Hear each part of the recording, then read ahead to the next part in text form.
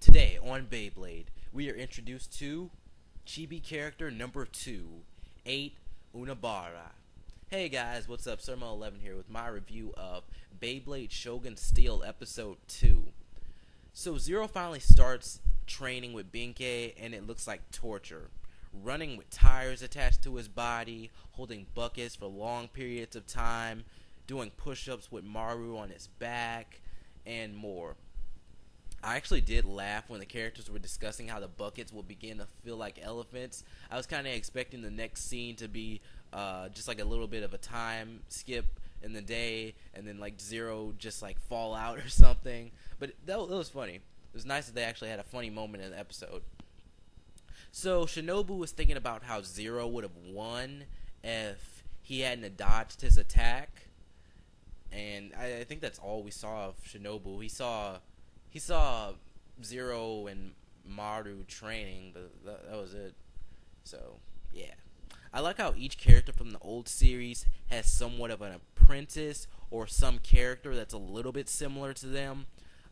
With Jinga and Benkei, I would say it's Zero. I don't really know if Benkei has a character that's like him in some way, but for now, Zero is kind of Benkei's student or apprentice, and Zero's the main character, so he has to have similarities to Jinga. With Madoka, it's Maru, and with Tsubasa and the rest, who knows, but I hope they continue this, and it makes all the characters feel connected. While training again, Zero runs into a kid called 8. Are we naming the characters numbers now? But when you think about it, maybe Maru and Shinobu mean something in Japanese. They might mean a number. I'm not sure. I'm not really going to look it up. It's not that much of a big deal. I'll look it up eventually. But I don't like looking up characters because you're going to get spoiled on what happens in the series. So 8's whole thing is that he believes that you have to be talented to be good at Beyblade, while Zero believes in Benkei's training. If you train, you'll get stronger and have fighting spirit or something like that. That was a big deal in the original saga.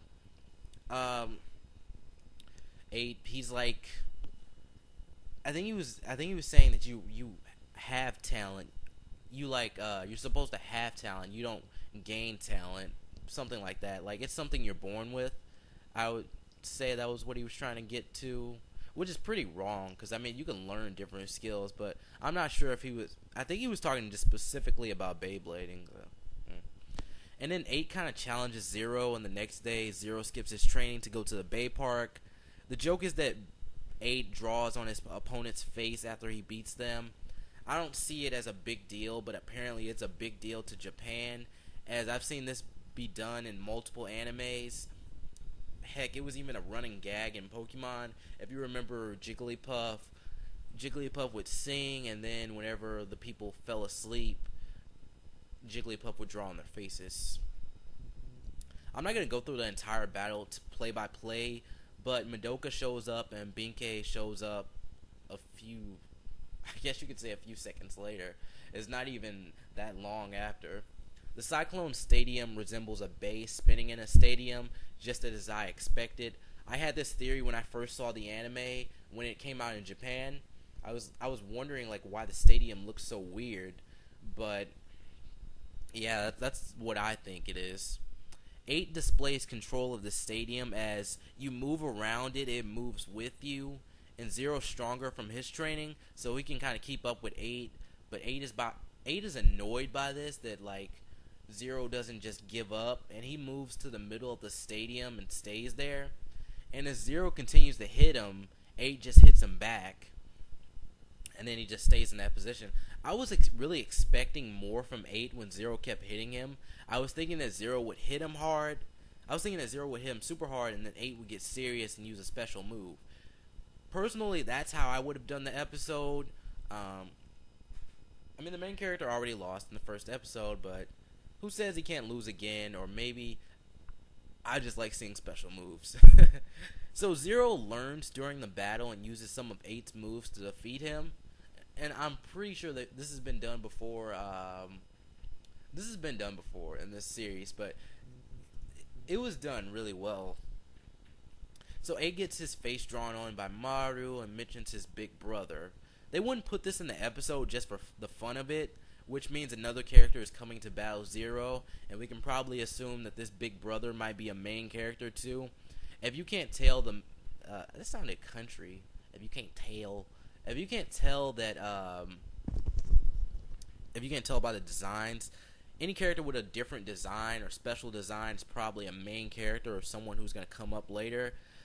So I would say like the group so far is going to be Zero, Shinobu, Maru, 8's brother.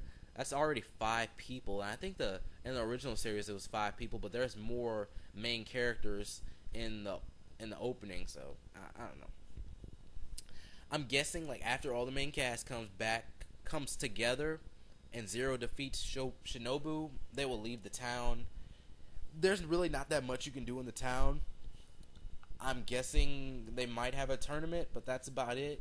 You know, a serious tournament with all the main characters, but that's all I can really throw out there. This episode had a good battle. It was better than the last battle, but it wasn't great. I still haven't really gotten that feeling where I'm like, I really love this battle and I could go watch it again. Oh, and at the end of the episode, Tsubasa looks at Zero's Bay, and I'm guessing it has something to do with the 7-year time skip between this and the Metal Saga. I don't really understand exactly what happened, but apparently what was his name? I don't even remember his name. The dude from Metal Fury, the villain, whatever he did kind of affected the world. So anyways, guys, thank you for watching this review. I probably won't be reviewing any more episodes. It's a kids anime, and there won't be that much to discuss.